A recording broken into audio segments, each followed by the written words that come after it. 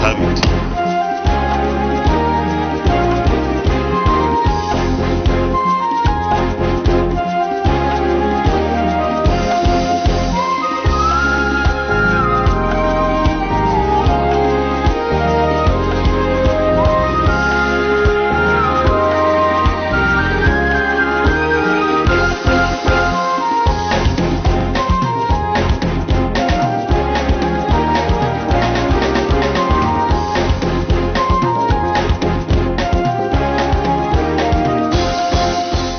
It has been another eventful week at the Senate, with major trending issues being addressed by legislators of the Red Chamber. Of course, we are in the midst of election season, and there has been and will no doubt continue to be a lot of discourse, banter, innuendo and speculation among Nigerians as things heat up ahead of the 2023 polls. Defections from one political party to another continue as strategizing among key players gathers momentum. We'll have a legal expert and seasoned legislator to give an in-depth analysis of this practice and the legal implications. Domestic violence issues still resonate across the country, and the lawmakers have not been lost on this, devoting significant time to addressing these worrying acts with a view to tightening up existing laws. These issues and more will form the outlook of this edition of Senate 109. I am Dennis Adignoye, welcoming you to the program. The week in the Senate, and indeed the entire National Assembly, began on a somber note as Senate suspended all items scheduled for consideration at Tuesday's plenary in honor of late Nse Ekpeyong, who represented Oron Federal Constituency of Akwa Ibom State. This is in accordance with a long-standing tradition of the legislative arm of government to suspend all activities when a member passes on. Distinguished colleagues, we have been informed of the death of Honorable Ekpeyong Nse Basi of Oron Federal Constituency of Akwa Ibom State on Monday, 25th of April 2022. In line with our tradition, the Senate will therefore suspend plenary and all legislative activities in his honor. I so move. Well, as it's customary with our conventional traditions, we will adjourn the Senate in deference and in memory of the demise of our colleague in the House of Rep.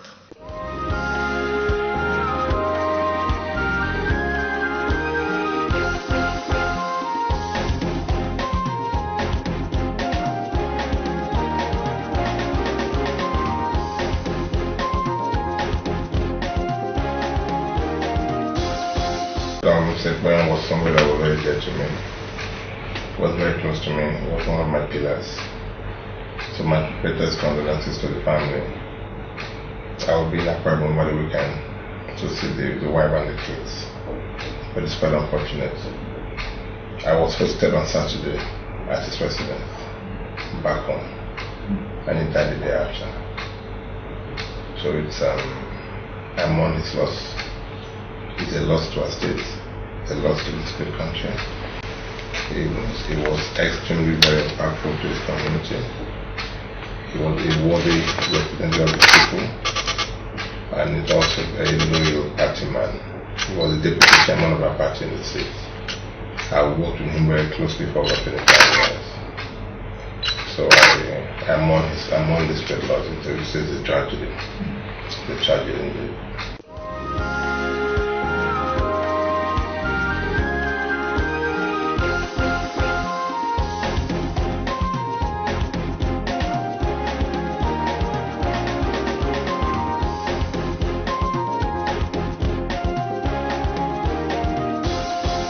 The Senate is considering a bill that seeks to repeal and enact the Violence Against Persons Prohibition Act.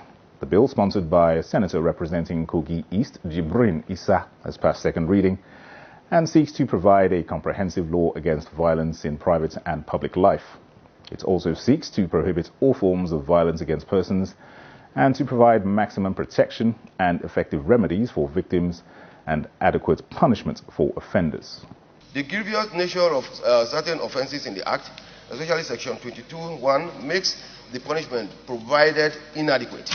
In view of the rampant cases of chemical attacks, such as acids and other substances, offenders under this section should not be given an option of fine. Similarly, the term of imprisonment needs an upward review. In the homes, in schools, in markets, everywhere, there are rising cases of violence in this country. So the law has to be made in such a way to meet up with such violent situations. To eliminate violence in private and public life, prohibit all forms of violence against persons, and provide maximum protection and effective remedies for victims and punishment of offenders, and for related matters 2022 second reading taken, and the bill is referred to the Senate Committee on Judiciary, Human Rights and Legal Matters for further legislative action to report back within 4 weeks.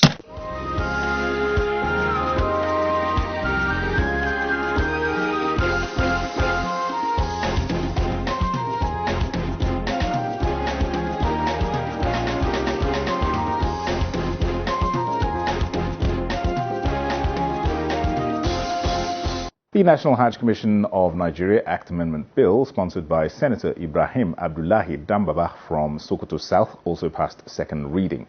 Here are highlights of this and other deliberations and developments on the floor of the Senate. It was the second plenary after the Easter break, but the first for legislative business. The bill that seeks to amend the National Hajj Commission of Nigeria Act, sponsored by Senator Ibrahim Abdullahi Dambaba, was the first bill that was passed for second reading. It seeks to restrict the activities of the Commission to its regulatory and coordinating functions. The bill also seeks to prohibit the use of funds accruing to the Hajj savings schemes for the purposes other than intended. Money should not be kept in a bank that will yield interest, and that money will be used by the Commission. Most of the things that the Hajj Commission is doing, the overbearing influence they have over these operations, goes beyond supervision. Senate has passed the Terrorism Prevention Act Amendment Bill, which seeks to outlaw the payment of ransom to kidnappers. This is one bill, one piece of legislation that can turn around not only the security situation in Nigeria, but even the economic fortunes of our country. The bill for the establishment of the National Institute of Information and Communication Technology, Oboloma Biri, Bayelsa State, sponsored by Senator Bio Barakuma Degi Eremioyo, and the Federal University of Technology Act Amendment Bill by Senator Mohammed Bima Inagi, passed second reading. To aid the development of Nigeria in the areas of industry, commerce, technology, and engineering. To identify technological problems and needs of the society, and to find solutions to them within the context of overall national development. The National Cashew Production and Research Institute, EDA Kogi State Establishment Bill, sponsored by Senator Jibrin Issa, passed first reading. Senate has urged the National Commission for Monuments to establish a national museum at Akasa Slave Trade Center in Bayelsa State, as moved by Senator Bio Barakuma Degi Remioyo, as it also commiserated with families of victims of fire incident at a local refinery in Imo State that led to the death of 110 persons, as moved by Senator Rochas Okorocha.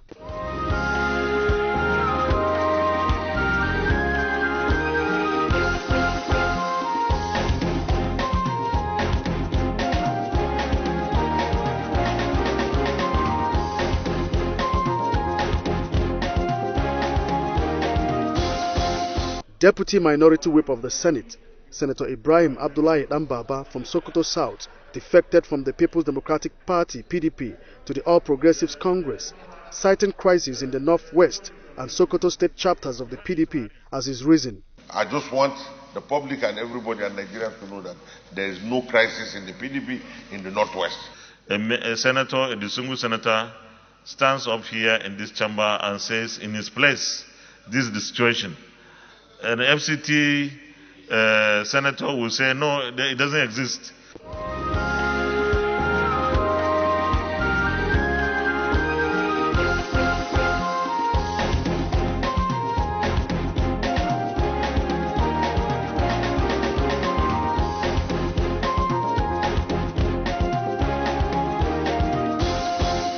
An issue which you are quite passionate about, and you have good reason to be, this issue of defections from party to party.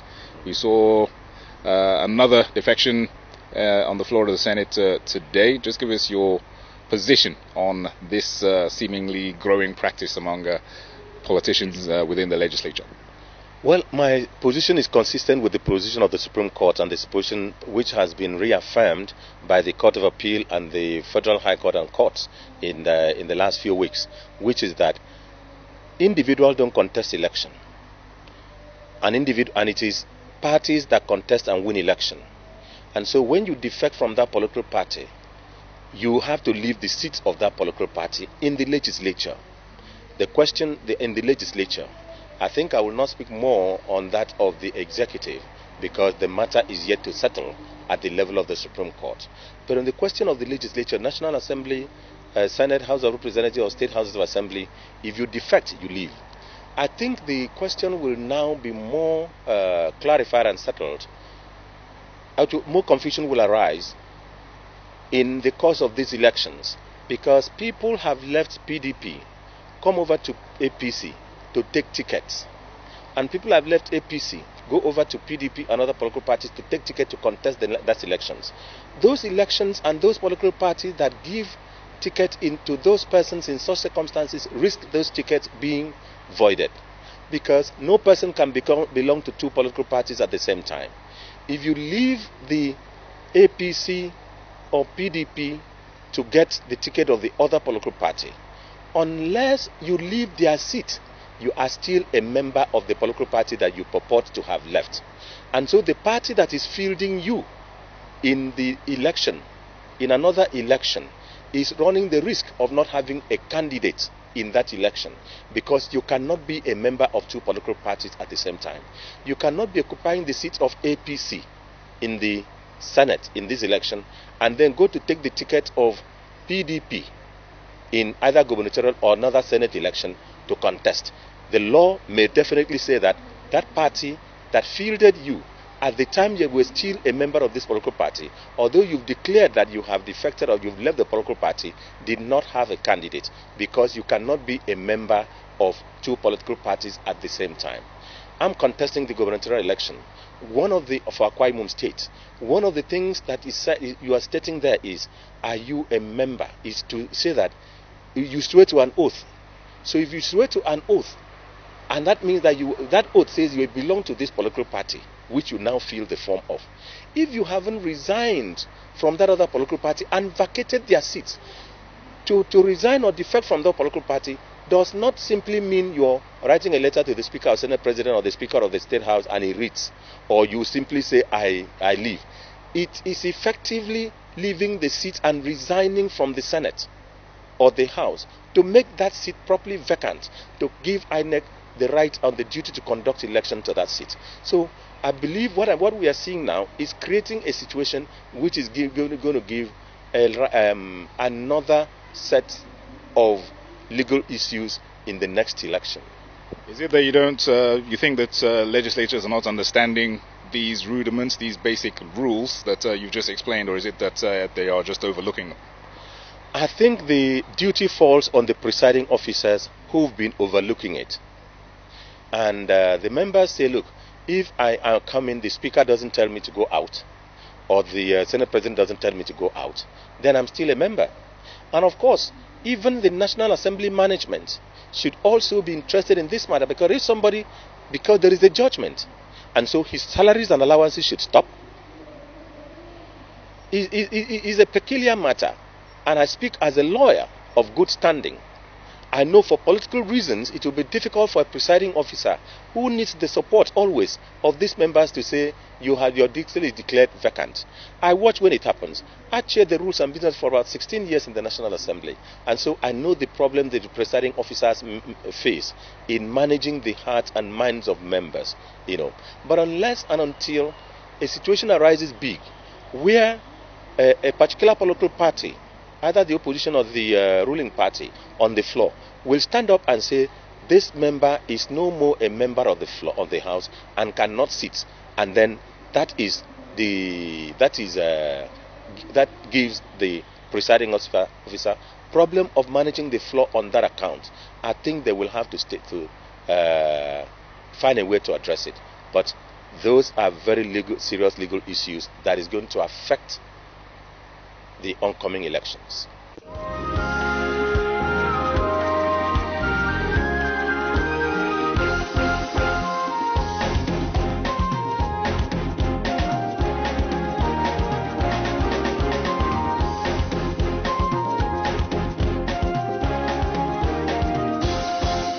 Chief Whip of the Senate, Orji Uzokalu, has called for collective efforts of all Nigerians in the sustenance of peace and national unity of the country, regardless of cultural background. He stated this while disclosing his stand over the 2023 presidential race. Senator Orji Uzokalu, while addressing journalists on his stand in the 2023 presidential race at his Camp Neyas country home, Igbere, noted that he has not dropped his intention to run for the presidency, but praised that the party zones the slot to the southeast region. I have never dropped, I didn't drop, and I will never drop. My advice was for our brothers from South, South, and Southwest. They came out in mass to run for president, which is not right. If we want to talk about equity, everybody from South, South, and Southwest should drop and support us. The former governor of Abia State, however, noted that every Nigerian is an important tool to the development of the country and sued for unity among all geopolitical zones.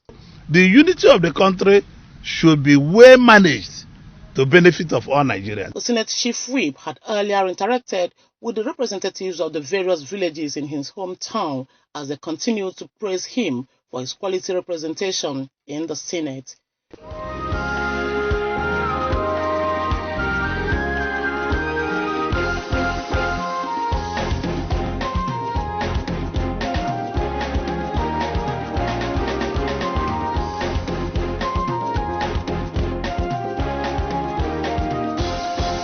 Let's now get some more perspectives from some legislators on major recent developments, including the tragedy of what occurred at the illegal refinery in Imo State, the forthcoming 2023 general elections, and other issues. I think for now, because lives are lost, I will simply say condolences. I don't think it is a wise time to say more than that. But I have been carrying on an advocacy on integrating the artisanal refineries. But for now, because of respect for life, I will not say more. Agony is quite unfortunate. My condolences to the families of those affected. But I think a time has come when we must call a spade a spade.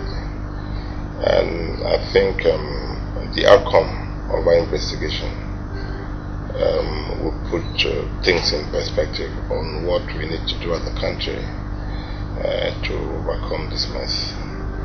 And then our inaugural committee meeting is yesterday, and then in the next couple of weeks we requested for certain information and data from relevant stakeholders, the commission overseeing the industry, upstream regulatory commission, and then NMPC and all relevant stakeholders.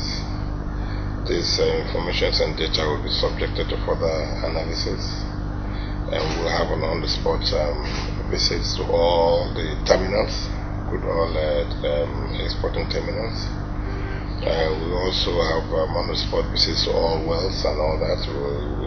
We are going to do a holistic investigation because the losses as we speak are based on projections. It was about $2.1 billion in 2021, and all this cannot be due to all thefts.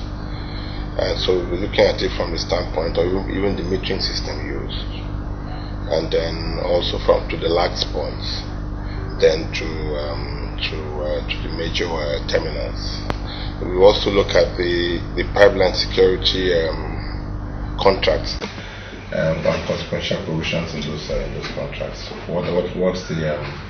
What are the liabilities to the contractors if you are protecting a pipeline and there's a loss of product in your pipeline? What's the consequential liabilities?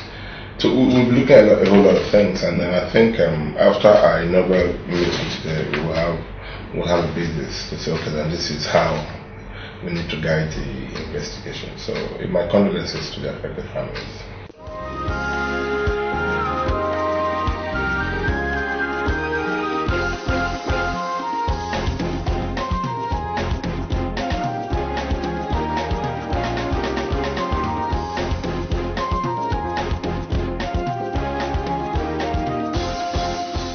I want people to go out and buy the forms of the respective political parties, conduct the election, go for the contest well and peacefully, and generally look at the Electoral Act and the provisions of the Electoral Act, because those things that we used to take as if they were simply rules of the political party, which the political parties could ignore, are no more rules of the political party. That have been reduced into provisions in the Electoral Act, which if you void it, if you foul it, you will be disqualified or something will happen. And the political party should be more careful than the candidates they have. I will urge that each of the political parties should have a scrutiny department, not just the legal department, a scrutiny and compliance department, which sees because the Electoral Act 2022 is a lot more complex, so that scrutiny and the compliance department will go extra length other than the legal department to look at the extent to which they as a party comply with the provisions of the Electoral Act, the provisions that that states what the Independent National Electoral Commission, the provision that relates to when they take certain actions, and so on. Just on that issue of electoral expression of interest forms and the nomination form, just give us your take on the huge cost of these forms. Well, I had to pay 50 million naira and those for gubernatorial form, and those who are contesting for presidential are paying 100 million, Senate 20 million for the APC, and House of Reps 10 million for the APC, 2 million for House of Assembly. Ordinarily, this could be considered to be very expensive, but when you consider that a ticket, for instance, was about 23,000, now the minimum of an A ticket one way is about 51,000. So these things have doubled because of aviation fuel. Now you also consider that when you are going for a nomination exercise, for instance, you will have to send in about 5 people to go and conduct, for instance, a gubernatorial primaries, or House of Assembly primaries, or House of Representatives or Senate primaries. You'll have to pay their way. You have to pay for their accommodation there. The candidates no more don't bear these responsibilities to make sure that these persons who are going are neutral, because you've not imposed financial obligations on the aspirants, and there should be. So this is why the parties make it a lot higher than it used to be, so that when you pay and buy the form, what you have paid will be used in administering the process of that nomination. For instance, if we are 5 or 7 or 10 that pay the money and they are sending people to come, they will have to send them, pay their ticket, give them accommodation, pay their return, and then a few other logistics that they will overcome. They may not even finish it that day, they will have to. And of course, the party has a duty to do other things in the office relating to you. They have the forms to print, they have the staff to pay, they have the INEC runnings to do, they have the general administration to run. It is these processes that generates funds for the party to fund the election. So I do not believe that the cost of the forms is high. I'm very excited to be a part of the Nigeria National Assembly. I think we record a lot of successes. So all I wish my co-contestants is that please let us play by the rules. The law guiding the exercise is out and signed, and it's in play by the relevant authority, INEC. So all that is left for us is to take our destiny in our hands and then sell ourselves and the agendas to the Nigerian electorate. Let the onus on who represents them be vested in them. That's what the law says, that's what conscience says. So I want to wish each and every one of us a very successful electioneering campaigns and nomination processes.